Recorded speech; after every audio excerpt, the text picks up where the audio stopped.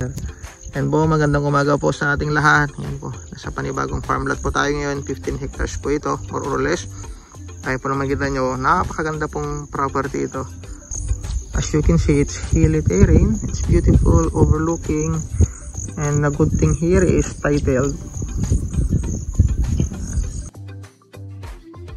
It's overlooking, there's the mountain, the hills, the rice fields. And hindi po ito nababaha kasi tinan nyo naman hilly siya.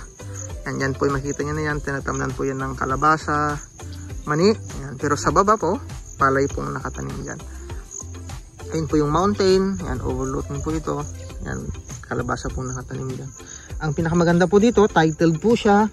Yan, at tutok mismo ito sa cemented road. Yan po yung mga kubo-kubo nila. Kita nyo po yung poste ng kuryente. Ayun na po, cemented road po yan. Ang frontage mo niya is more or less nasa ano po, 350 ang kanyang frontage. So ayan po. Wala po akong masabi sa farm na ito, sobrang ganda. Ayan. Ulitin ko po, 15 hectares po ito. Ayan. Kuya po, Nueva Ecija. Yung price po later na lang po, ipopost na lang po namin po sa Facebook account namin sa YouTube.